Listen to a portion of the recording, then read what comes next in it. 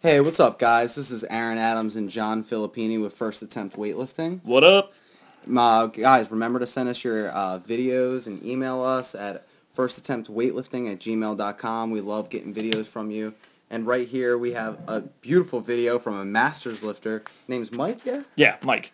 And what we're going to do, we're going to take a look at it, but always remember, like, comment, subscribe to our YouTube channel, and make sure you check us out. So we're going to take a look at Mike's snatch real quick. And I guess this is a pretty high percentage for him, yeah? 90? Yeah, you said it's 96% for him. This is 73 kilograms on the bar. His best is 78. He's looking for 80 real soon. Given that this is 96%, you guys will see what we're talking about. I think it's pretty soon to come. Let's take a look.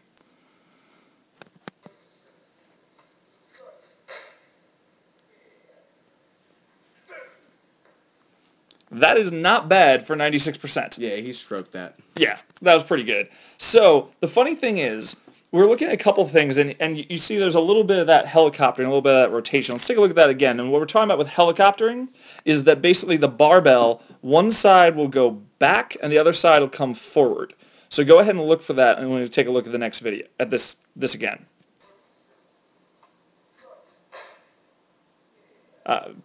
Opposite way. Apparently I drew that in reverse. He actually went the opposite two directions, but at the same time, you guys saw what we were talking about, that as he receives the bar, He twists. he goes from here to there. He's twisting the bar overhead. It's what sometimes gets called helicoptering.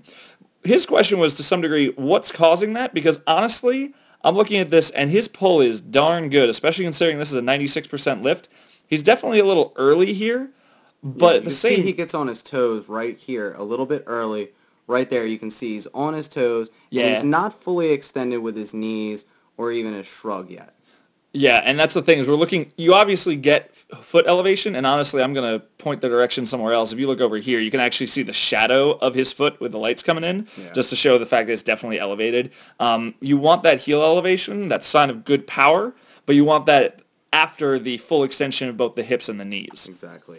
So, go ahead. Okay, so check out his shoulders right here.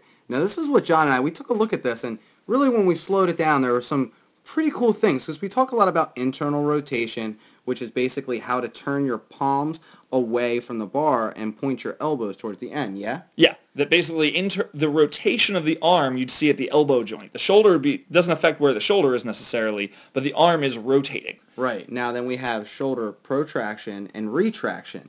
So protraction, I believe, if I'm right, John, is coming forward. Yep, it's shifting the shoulder forward, that if you just shrug your shoulders forward, versus if you pinch your shoulder blades back and together, that would be retraction. Right. So on this one, we see shoulder protraction. You can actually see with the sleeve of his shirt that that's got a little extra like wrinkling there because he's shoving his shoulder forward there. He's only really got it on the one side, though. And then we look on this side, he has scapular, so the behind of the back and the shoulder, retraction, where his shoulders pin back the way we would like it. Now, the funny thing is, from his email to us, he had commented that he felt like some of the helicoptering was due to limited shoulder mobility on his right arm.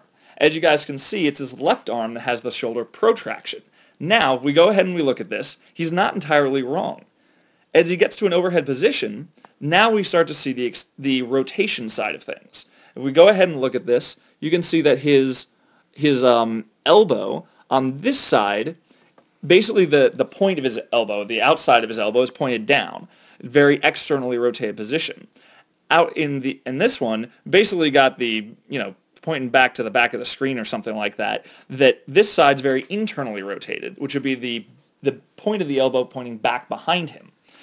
So he literally has the exact opposite issues with either arm, which is, I don't think I've ever seen that It's before. not actually that strange. I've definitely heard of the fact that sometimes it would be difficult to maintain a full range of motion in a joint, but you could end up with good one direction and bad the other direction. He just happens to have the two mismatched, which is why he's getting this helicoptering of the bar overhead and this rotation of the bar as he spins overhead, because one arm has really good external rotation, but really bad internal rotation, causing him to protract, whereas the other shoulder has really good, see if I get this right, internal rotation, which is why the shoulder stays back, but really bad external rotation. Say all that 5 times fast. That's crazy. Go John with the freaking PT stuff over here. Anywho, not a licensed PT. Please don't pretend I am. Nobody No. say that.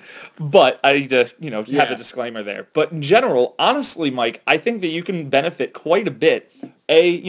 Extend the pull a little bit longer, and I already know you're working on that a little bit, getting better timing for your extension. You mentioned actually you're also working on getting your arm bend better. There's a little bit in there, but honestly, the work is showing there. That's good. Great job, man. Most of this, work on balancing and getting the full range of motion in both shoulders. One, you're going to have to work internal rotation. The other, you're going to have to work external rotation. And that's going to play a real good trick on your brain, let me tell you. Yeah, believe me. All right, so thanks for sending in all your videos and everything, guys. Remember to like, comment, share everything, Facebook, Instagram, Twitter, whatever you guys need. And email us at firstattemptweightlifting@gmail.com. Send us your videos. See you next time.